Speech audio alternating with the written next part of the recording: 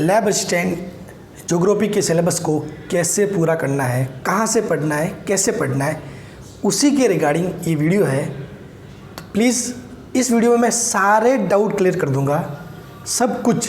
तो ये वीडियो भले आप एक ही वीडियो देखना, यही देखना, लेकिन इसको पूरा देखना, स्किप मत करना, क्योंकि कुछ भी चीज़ मैं छोड़ने वाला नहीं हूँ।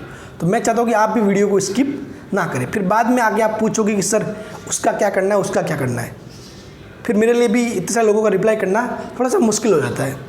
तो इसीलिए जो क्वेश्चंस यानी कि मतलब जो डाउट मैं इसमें क्लियर कर दूंगा, तो उसका शायद मैं रिप्लाई भी नहीं करूंगा, ठीक है।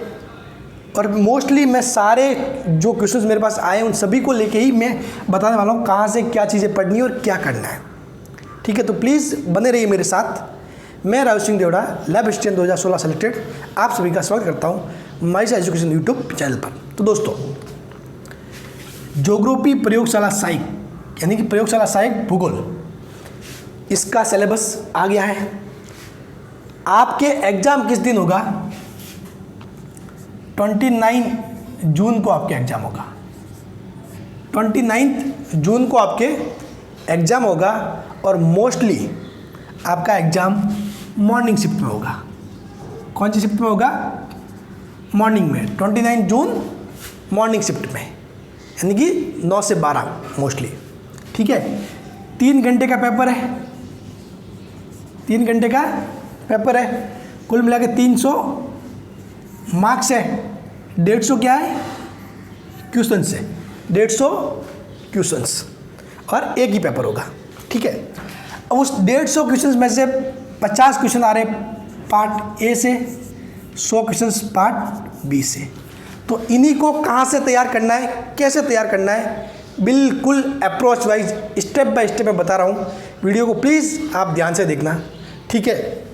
देखिए, सबसे पहले अपन स्टार्ट करते हैं पार्ट ए, राजस्थान इतिहास। एक बात देख लो, आप एक्स्ट्रा दिमाग मत लगाओ। कुछ बच्चे पूछ रहे हैं सर हमको क्या बोलते हैं, मतलब क्या बोलते हैं उसको, एजुकेशनल साइकोलॉजी वो पढ़ना है, या फिर मतलब कुछ और भी टॉपिक जो साइंस वालों के एक्चुअली में, ठीक है, जो मतलब इंडिया जीके है, वर्ल्ड जीके है। तो भाई वो तो साइंस वालों के दिए हुए हैं, आपके में जो लिखा हुआ है उसी पे फोकस करो ना। एक्स्ट्रा दिमाग क्यों लगा रहे हो? बहुत सारे बच्चों को मैसेज आ रहे हैं, सर हमको वो पढ़ना है क्या, हमको वो पढ़ना है क्या। अरे भाई, जब उसने सिलेबस में साफ साफ दे रखा है, सिलेबस देखो पहले तो। अगर नहीं देखा है तो उसका मैं डिस्क्रिप्शन में उसका लिंक दे दूंगा, वहाँ से आप देख सकते हो, ठीक है। तो सिलेबस देखो ध्यान से, उसमें साफ साफ लिखा हुआ चीज़ें, तो उसमें कोई डाउट वाली बात ही नहीं है।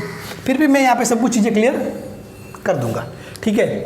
और जहाँ तक रही बात एग्ज़ाम के पोस्टपोन होने की खबर वगैरह से, तो उससे आप डिमोटिवेट ना हो, ठीक है ना, और ना ही खुश होने की ज़रूरत है, ठीक है ना। वो भी क्या एग्ज़ाम पोस्टपोन होगा या नहीं होगा, उसके रिगार्डिंग में भी ऑलरेडी वीडियो बना चुका हूँ, उसका भी मैं लिंक डिस्क्रिप्शन में दे दूंगा, वहाँ से आप देख लेना, ठीक है। देखो, part A and part B.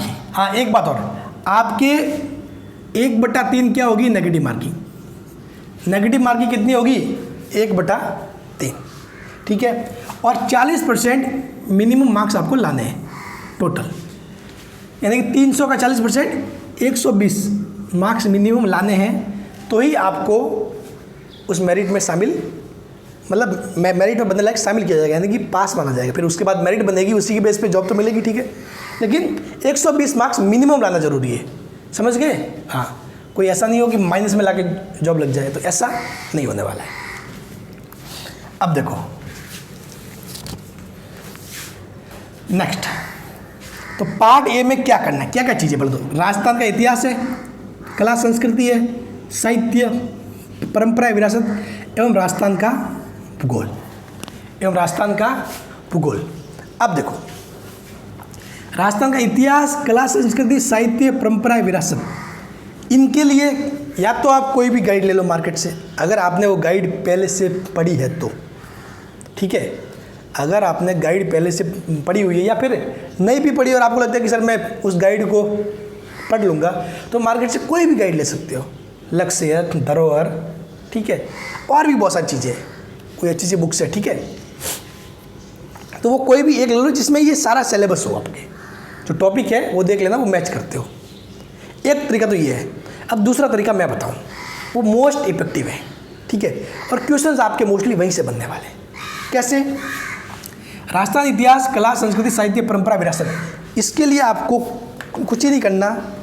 जो ये एक तो है 10th क्लास की राजस्थान का इतिहास एवं संस्कृति, ये बुक है, ठीक है, राजस्थान का इतिहास एवं संस्कृति। इसमें आप देखोगे तो ये लगभग सारी चीज़ें दी हुई है इसमें। इतिहास, संत, उत्सव, वस्त्राभूषण, चित्र कला वगैरह सारी, मतलब लगभग 10 टॉपिक और 133 पेज की है। और क्वेश्चंस यहीं से डायरेक्टली छपने वाले हैं। ऐसा होता भी है, यहाँ से डायरेक्टली छप जाते हैं। और जहाँ तक रही बात ये मेवाड़ का इतिहास, मारवाड़ का इतिहास, तो इनमें बहुत सारे राजा हैं। आप कोई गाइड उठाओगे तो गाइड में तो बहुत सारी चीज़ें दी हुई है, लेकिन इसमें मोस्टली तीन चार ही इंपॉर्टेंट पॉइंट दिए हुए हैं। तो मेरे ख्याल से ये पढ़ोगे तो बेस्ट रहेगा। और इनमें जो पीछे से क्वेश्चन है वो तो बहुत बार ऐसे कैसे छप जाते हैं, ठीक है, बहुत बार ये पीछे वाले कुछ क्वेश्चन है जो वो बहुत बार ऐसे कैसे छप जाते हैं। तो आप इस बुक को फॉलो करें अगर गाइड ना ले तो। सबसे ये रामबाण है, शॉर्ट है और जो है मतलब इम्पोर्टेंट चीज़ें ही है इसमें आप कुछ भी फालतू का पढ़ने वाले नहीं हो, ठीक है ना। तो इसको आप फॉलो कर सकते हो और बढ़िया बुक है। अगर आप चाहोगे सर नहीं मैं तो गाइड ही पढ़ूंगा तो ठीक है, उसमें कोई दिक्कत वाली बात नहीं है, आप ले सकते हो। लेकिन शॉर्ट टर्म में बहुत अच्छे चीज़ें निपटाना चाहते हो क्योंकि क्वेश्चंस इनसे बनते हैं। साफ बात है, क्वेश्चन गाइड से नहीं बनते, ठीक है, क्वेश्चंस इनसे ही बनते हैं। एक तो ये होगी 10th की। एक राजस्थान का स्वतंत्रता आंदोलन शौर्य परंपरा, ये है 9th क्लास की। इसमें क्या क्या दिया हुआ है? 1857 की जो क्रांति हुई वो, किसान आंदोलन, जनजातीय आंदोलन, एकीकरण और शौर्य परंपरा। तो ये चीज़ें इसमें, ये तो बिल्कुल मेरे ख्याल से 100 पेज भी नहीं है, 80 पेज के आसपास है, ठीक है। ये मैं आपको ये इसलिए बता रहा हूँ क्योंकि इन्हीं चीज़ों को मैंने ACF के लिए फॉलो किया था। ACF तो बहुत हाई लेवल का एग्ज़ाम है, ठीक है, उसके लिए भी मैंने इन्हीं चीज़ों को फॉलो किया। तो इनसे भी मेरे जो मैक्सिमम जो मतलब सवाल जो सॉल्व हुए इनसे बहुत सारे डायरेक्ट आ गए थे, ठीक है। तो ये बुक एक तो ये होगी दोनों 9th और 10th की, देख लो एक बार फिर से। ये 9th वाली है, ये 10th वाली है, ठीक है। फिर उसके बाद हो सकता है कुछ टॉपिक फिर भी छूट जाए, इनमें ना मिले, ठीक है। तो आपको राजस्थान अध्ययन वाली ओल्ड बुक्स आती थी, आपको बताओ तो, ठीक है, वो आप या तो क्या करोगे, गूगल पे सर्च करोगे तो आपको उसको आपकी PDF मिल जाएगी, या किसी के पास हो भी सकती है, ठीक है, या फिर मार्केट में मिल सकती है, तो वहाँ से ले लेना। उस राजस्थान अध्ययन को भी पढ़ लेना, वो भी बहुत ज़्यादा इंपॉर्टेंट है, ठीक है ना। जो टॉपिक इनसे ना मिले वो उनसे पढ़ लेना, ठीक है ना। लेकिन एक टॉपिक एक ही बुक से पढ़ना, समझ गए ना, 2-4 बुक के पीछे मत भागना, ताकि अच्छा रहता है, ठीक है। तो ये राजस्थान इतिहास, कला, संस्कृति और ये विरासत वाला, ये इसकी दिक्कत ख़त्म, समझ गए। क्या करना है आपको, बेसिक चीज़ें फॉलो करना है। 9th 10th की ये बुक्स, राजस्थान अध्ययन ओल्ड वाली, ये सारी चीज़ें ये फॉलो करोगे, काम अच्छी। गाइड लोगे तो उसमें कोई बुराई नहीं है, लेकिन गाइड में बहुत सारी चीज़ें दी हुई है। कौन सा पढ़ने की गाइड है ना, ओनली फॉर जो जीके की, जैसे कि भाई लक्ष्य है, तो लक्ष्य और लैब सेशन को ध्यान में रख के नहीं बनी है। वो ओवरऑल जो भी एग्जाम होते हैं जिसमें राजस्थान जीके आता है उसको ध्यान में रख के बनी है। तो उसमें बहुत सारी चीज़ें और भी दी हुई है, ठीक है। उसमें एक RS लेवल के हिसाब से भी दिया हुआ कि भाई इतना सारा पढ़ना है, तो अपने को उतना नहीं पढ़ना है, अपने को इंपॉर्टेंट पॉइंट पढ़ने हैं। जैसे कि मेवाड़ के राजा है तो उसमें मेवाड़ के राजा तो बहुत सारे हैं, मारवाड़ के राजा बहुत सारे, आपको इंपॉर्टेंट 3-4 राजा पढ़ने जो इनमें दिए हुए हैं, बस, ठीक है। अब ये हो गया। अब बात आती है राजस्थान का भूगोल। अब देखो राजस्थान का भूगोल मैं बताऊं आपको, ठीक है। तो एक्चुअली मैं आज एक YouTube चैनल का नाम बता रहा हूँ, ना तो मैं उनको जानता हूँ, ठीक है, और ना ही उन्होंने मुझे कहा है कि सर आप बताओ, ठीक है, क्योंकि मैंने उनके वीडियो को खुद फॉलो किया था और वो राजस्थान का भूगोल उन्होंने इतना अच्छा पढ़ाया है, बहुत ही बेस्ट पढ़ाया है। मैंने ACF के लिए उसको फॉलो किया था और वो लगभग मैंने जब उसको YouTube से डाउनलोड किया ना, मेरे लैपटॉप में सेव है, ठीक है। वो 18 घंटा का एक वीडियो है, 18 आवर्स, राजस्थान का भूगोल 18 घंटे की वीडियो, उसमें सारे आपके जो टॉपिक दिए हो ना सारे आ जाते हैं, और उस बंदे ने एक एक पॉइंट को अच्छे से समझा रखा है। शायद चैनल का नाम है न्यू इंडिया करके, न्यू इंडिया तो ऐसे लिखना होगा, न्यू इंडिया नव भारत निर्माण, वो चैनल का नाम है, न्यू इंडिया नव भारत निर्माण, ठीक है। लेकिन उसने बहुत अच्छे से कर रखा है, बहुत अच्छे से दे रखा है, और इवन मैंने भी उसको पढ़ा हुआ है। मैंने एक बार नहीं, मैंने उसको 2 बार रिवाइज किया, मैंने उसको 2 बार रिवाइज किया, ठीक है। मैंने एसीएफ के लिए जो ये अपने जीके वाला पेपर था उसके लिए यही किया था, भूगोल उससे पढ़ा था, फिर 9-10 की बुक्स पढ़ी थी, फिर उसके बाद कुछ चीज़ें एक्स्ट्रा रह गई थी, तो मेरे पास, हालांकि उस टाइम राजस्थान अध्ययन नहीं थी, ठीक है, तो मैंने राजस्थान अध्ययन को फॉलो नहीं करते, गाइड से कुछ टॉपिक पढ़ लिए थे बस, वो गाइड थी धरोहर, ठीक है। तो ये किया था। बाकी आपको भी ये कहाँ से मिलेगा, तो आपको यूट्यूब पर जाके सर्च करना है राजस्थान ज्योग्राफी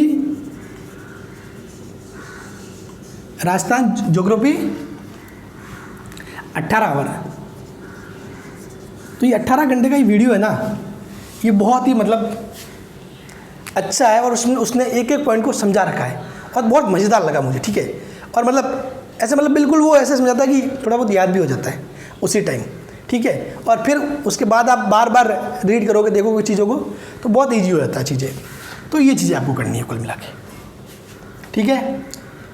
ये राजस्थान का भूगोल, राजस्थान इतिहास, कला, संस्कृति, साहित्य, परंपराएं, विरासत। हाँ, वैसे एक बात बता दूँ, ये जो इस यूट्यूब चैनल वाला शायद है, वो उसने शायद वर्ल्ड ज्योग्राफी भी पढ़ा रखा है, और ज्योग्राफी के कुछ अदर जैसे इंडिया ज्योग्राफी भी पढ़ा रखा है, क्योंकि जहाँ तक मुझे लगता है, मुझे ज़्यादा नहीं पता, लेकिन जिस हिसाब से उनके पढ़ाने का स्टाइल है, उस हिसाब से ये लग रहा था कि मतलब वो खुद एक ज्योग्राफी सब्जेक्ट से बिलोंग करते हैं मेरे ख्याल से, या फिर उसमें थोड़ा बहुत उनको एक्सपर्ट है। बाकी खैर आप खुद ज्योग्राफी को, तो आपको पता चल जाएगा कि किस में कितना दम है और कौन कितना पानी में, ठीक है। बाकी राजस्थान के जीके के हिसाब से देखें तो इसने भूगोल बहुत ही अच्छे से पढ़ा रखा है, और मैंने खुद ने पढ़ा है इससे, ठीक है। तो ये तो हो गया पार्ट 1, यानी कि क्वेश्चन कितने हो गए, 50 क्वेश्चन। इसके इस मामले में कोई डाउट नहीं, ठीक है। अब देखो क्या करना है, पार्ट बी का क्या करना है, भूगोल, जिसमें आपके 66 टॉपिक दिए हुए हैं। कितने दिए हुए हैं, 66 टॉपिक। तो देखो पहली बात तो ये कि 66 टॉपिक आपके लिए अकेले के लिए नहीं है, सभी के लिए है। वो क्या है, सभी के लिए है। तो उस चीज़ पे सोचना ही नहीं कि जितना हो उतना करो बस, और जो जितना ज़्यादा कर लेगा सिलेक्शन उसका ही होगा, सीधी सी बात है, समझ गए ना, सिलेक्शन उसका ही होगा भाई। सिंपल सी बात ये है कि फॉर एग्जाम्पल, चलो मतलब एक इंसान ए है, दूसरा इंसान बी है, ठीक है। इनको मैंने बोल दिया, इसको बोल दिया भाई तेरे को 1 घंटे में 100 रोटी खानी है, और ए को भी बोल दिया तेरे को 1 घंटे में 100 रोटी खानी है। अब इसमें से ए ने तो क्या किया, भाई साहब 100 रोटी भी कभी खा सकता है क्या कोई, बेवकूफ़ क्यों बना रहे, या फिर ऐसा काम मुझसे क्यों करवा रहे हो, ऐसे गुस्सा होकर निकल गया, ठीक है। बी ने क्या कहा, भाई 100 तो पता नहीं खा सकता नहीं खा सकता, 1 से खाना स्टार्ट तो करूँ। उसने खाना स्टार्ट किया, 1 खाई, 2 खाई, 3 खाई, 1 घंटे में 20 के आसपास खा ली, मतलब मान लो। तो जीत तो कौन गया, बी जीत गया ना, ए तो कहाँ जीता, बी जीता ना। तो बस बात वही है, यहाँ भी जॉब कौन लेके जाएगा, जो स्टार्ट कर देगा। जितना हो सके उतना करो, जरूरी नहीं है सिलेबस पूरा ही होगा। और हाँ चलो वो बात तो मैं आपको भूगोल में बताऊँगा, क्योंकि आपको थोड़ा सा डीप से पढ़ना है चीज़ें, ठीक है। वो अब पार्ट बी में क्या करना है आपको, सीधी सी बात है। इसमें आपके सामने 2 डाउट आ रहे हैं, सर आरबीएससी पढ़े या एनसीईआरटी पढ़े, आरबीएससी पढ़े यार एनसीईआरटी पढ़े। तो देखो पहले तो क्या करो, आप आरबीएससी की बुक्स उठा लो।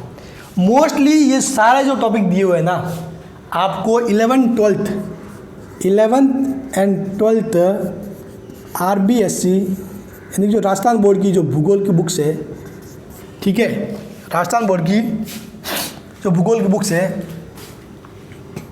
उसमें ये टॉपिक सारे के सारे मिल जाएंगे। हो सकता है 2000, आप कहाँ से सर्च मारो, 2019 से 2022 तक अगर कुछ सिलेबस बदला भी है, तो इन बुक्स में सारा आपको मिल जाएगा, सारा, ठीक है ना। सारी चीज़ें मतलब आप पहले क्या करो, सिलेबस पूरा सर्च मार लो, ये सारी चीज़ें आपको यहीं से पढ़नी है। सही बता रहा हूँ मैं आपको, ज्योग्राफी वालों को लैब असिस्टेंट के लिए किसी कोचिंग जाने की ज़रूरत नहीं है, मैं पहले ही बता रहा हूँ। कोचिंग जाओगे, टाइम सिर्फ कोचिंग में नोट्स बनाने में ही निकल जाएगा, ठीक है, टाइम सिर्फ कोचिंग में नोट्स बनाने में निकल जाएगा। और वहाँ कोई ऐसा फिजिक्स तो है नहीं या फिर मैथ्स तो है नहीं कि वहाँ समझाया मतलब समझ में आ गया, वहाँ तो सिर्फ वो समझा सकता है, ये तो आखिर में याद करना है भाई। ज्योग्राफी तो याद करने वाली चीज़ें हैं मैक्सिमम, समझना तो ठीक है थोड़ा बहुत है, बाकी मेन तो टर्म्स है, कुछ आंकड़े हैं, वो तो याद करने वाली चीज़ें, ठीक है। तो वहाँ तो ऐसे नोट बनाने में टाइम निकल जाएगा, लेकिन फिर उसको रिवाइज भी नहीं कर पाओगे, मुश्किल हो जाएगा। सेल्फ स्टडी सबसे ज़्यादा ज़रूरी होगी इसके लिए, ठीक है। अब देखो आपको क्या करना है, 11th एंड 12th की RBSC की इस साल की, हो सकता है कोई सिलेबस बदला उससे पीछे वाली की, वो बुक देखो, उनमें सिलेबस मिल जाएगा, उनमें सिलेबस मिल जाएगा। अगर ना भी मिले, कोई कहेगा मेरे पास तो बुक ही नहीं है, इतने सारे सोर्स भी नहीं है, मेरे दोस्त भी नहीं है, तो टेंशन मत लो। अभी की जो बुक्स है उनसे जितना मिल रहा है उतना पढ़ना स्टार्ट कर दो, उतना तो छाट के पढ़ना स्टार्ट कर दो। फिर आजकल टेलीग्राम, व्हाट्सएप, बहुत सारे ग्रुप ऐसे बन जाएंगे अभी बहुत जल्दी। आप टेलीग्राम पे जाके सर्च करोगे लैब असिस्टेंट ज्योग्राफी, हो सकता है आपको बहुत सारे ग्रुप या चैनल देखने को मिल जाए, ठीक है। तो वहाँ से आप उसमें ज्वाइन कर लो, वहाँ आपको नोट्स वगैरह चीज़ें मिलती जाती है, कोई ना कोई शेयर करता ही जाता है, ठीक है। लेकिन एक बात याद रखना, वहाँ आपको बहुत सारे नोट्स मिल जाएंगे, तो आपको एक ही नोट्स को फॉलो करना है, समझ गए ना। जिंदगी में ध्यान रखना, हमेशा एक ही किताब को फॉलो करना है, एक किताब को 10 बार पढ़ना, ये रूल रखना है। मतलब 10 किताबें पढ़ने से बेटर है कि एक किताब को 10 बार पढ़ो, ठीक है। फिर धीरे धीरे सारा आपका मटेरियल इकट्ठा होता जाएगा। या फिर जिनके पास बुक्स है वो ऐसे कर सकते हो, ठीक है। ये जो पिछले 2-3 साल की जो बुक्स है उनमें ये सारे टॉपिक ये उन्हीं में से है, और आपके क्वेश्चंस भी उन्हीं में से बनेंगे, ध्यान रखना। आपके क्वेश्चंस कहीं भी गाइड से बाहर से नहीं बनेंगे। आपके क्वेश्चंस जो मैंने बताया 9-10 की ये वाली बुक्स, जीके वाली, 11-12 की भूगोल वाली बुक, वहीं से बनेंगे सीधे के सीधे, देख लेना। तो आपको कोचिंग जाने का तो कोई फ़ायदा नहीं है, ना ही कोई मार्केट से गाइड लेना है इसके लिए कि भूगोल के लिए सेपरेट गाइड ले ली, मत लेना, ठीक है। टॉपिक सर्च करके 11-12 की बुक से ही पढ़ना, उसमें से ऐसे के ऐसे क्वेश्चंस आ जाएंगे, लाइन उठ के आ जाएगी, ठीक है। अब बात रहती है NCERT की। तो अब देखो मेरे कहने का मतलब ये है कि देखो RBSC और NCERT में कोई ज़्यादा फर्क नहीं है, 19-20 का फर्क है। जरूरी नहीं है सभी को RBSC अच्छी लगो, किसी को NCERT भी अच्छी लग सकती है, ठीक है। मेरा मानना है कि मुझे RBSC अच्छी लगती है, ठीक है, मेरे को RBSC अच्छी लगती है, तो मैं कहता हूँ कि आपको RBSC से पढ़ना है। अब देखो किस केस में, देखो माना कि एक टॉपिक है X, वो टॉपिक RBSC में भी दिया हुआ है, NCERT में भी दिया हुआ है, तो आपको वो टॉपिक क्या करना है, सिर्फ और सिर्फ RBSC से पढ़ना है। NCERT वाले की तरफ देखना मत, उसको भूल जाओ, समझ गए। दोनों से मत पढ़ना कि वो टॉपिक इससे ही पढ़ ले, इससे पढ़ ले, कन्फ्यूज हो जाओगे, ठीक है ना। तो उस टाइप में याद रख पाओगे, क्योंकि चीज़ होता है ना, आप अपनी जो कुछ कॉपी पे लिखते हैं तो ऐसे लगना चाहिए कि किताब के किस पेज पे क्या लिखा हुआ था, ऐसे माइंड में आएगा ना, तब जाकर चीज़ें याद हो जाएगी। नहीं तो एक ही टॉपिक को 3-4 बुक से पढ़ लिया ना, तो टॉपिक आपका ख़त्म हो जाएगा, ठीक है ना, याद भी नहीं रहेगा इवन। तो एक ही बुक से पढ़ो, बार बार पढ़ो। अब जैसे कि कोई टॉपिक है जो भाई आपको RBSC वाली बुक में नहीं मिल रहा है, लास्ट 3-4 साल की बुक्स चेक कर ली, नहीं मिल रहा है, तो वो आपको NCERT में मिल रहा है, तो NCERT से पढ़ लो, ठीक है।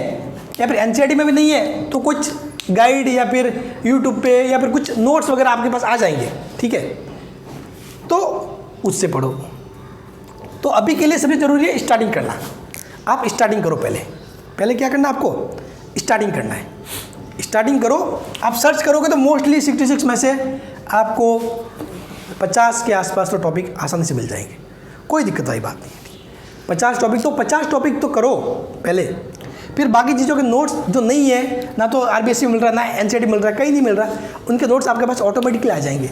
आप बस टेलीग्राम पे किसी न किसी ग्रुप में जुड़े रहना। हालांकि मैं तो कोई टेलीग्राम चैनल बनाया नहीं है, ठीक है, लेकिन बहुत सारी चीज़ें शेयर होती है। मटेरियल बहुत ज़्यादा है, सिर्फ आपको पढ़ना है।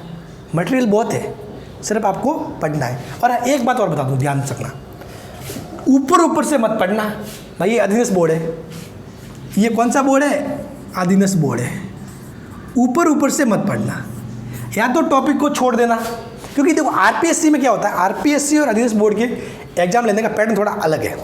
आरपीएससी क्या करती है, आपके सिलेबस के हर एक टॉपिक से वो कुछ ना कुछ सवाल पूछेंगे। किसी टॉपिक से डीप में पूछ सकती है, किसी के ऊपर से पूछ सकती है। जबकि अधीनस्थ बोर्ड ऐसा नहीं है। बहुत सारे टॉपिक ऐसे होंगे जिनसे सवाल एक भी सवाल नहीं आएगा। समझ गए ना? तो मेरे कहने का मतलब है कि जो टॉपिक आप पढ़ो ना, कि 66 टॉपिक में से आपने मान लिया कि भाई 50 टॉपिक तैयार किए, तो 50 डीपली तैयार करो अच्छे से। समझ गए?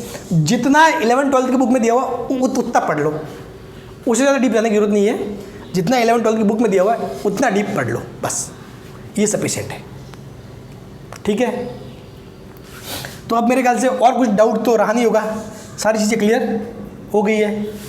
और 66 टॉपिक आप आरबीएससी से सर्च कर लेना, आरबीएससी में नहीं है तो एनसीईआरटी से पढ़ना है। ठीक है? तो मोस्टली चीज़ें आप क्लियर हो गई। उसके अलावा भी कुछ डाउट है तो आप कमेंट कर सकते हो। ठीक है? बाकी तो हम साथ में जुड़े रहेंगे, बने रहेंगे। ठीक है? और भी कुछ गाइड होगी तो मैं आपको देता रहूँगा। ठीक है? मेरा सुझाव वगैरह जो भी चीज़ें हैं, जहाँ तक नोट्स बनाना है तो नोट्स मेरे ख्याल से अभी बनाने का कोई फ़ायदा नहीं है। ठीक है? क्योंकि अभी तो सिर्फ आप एक क्या बोलते हैं, पेन से या तो अंडरलाइन कर सकते हो इंपॉर्टेंट पॉइंट को, क्योंकि नोट्स बनाओगे तो नोट्स बनने में टाइम निकल जाएगा। ठीक है? और उसके रिगार्डिंग मैं अच्छे से एक वीडियो बना दूँगा कि नोट्स का क्या करना है, क्या बनाने हैं, नहीं बनाने हैं। ठीक है? मतलब चीज़ों को कैसे, मतलब जब रिवीजन करना होगा तो उसके लिए मटेरियल कैसे तैयार करना है, उसके लिए भी मैं वीडियो बना दूँगा। लेकिन पहले आप पढ़ना स्टार्ट कीजिए। ठीक है? क्या करना है आपको, इंपॉर्टेंट पॉइंट के नीचे अंडरलाइन कर लो। वैसे सभी के नीचे मत करना, जो बहुत ज़्यादा इंपॉर्टेंट आपको लगता है कि अब ये मैं भूल जाऊँगा, उनके नीचे अंडरलाइन कर लो, या फिर मतलब मार्कर से वो ऐसे कर लो। ठीक है? ऐसे करके आप मैनेज कर सकते हो। फिर भी कुछ डाउट है तो आप कमेंट कीजिए, मैं आपको ज़रूर बताऊँगा। ठीक है? फिर से कह रहा हूँ, 11-12 की बुक्स ही फॉलो करना, पेपर वहीं से बनेगा, ये माइंड में रखना। Thank you so much.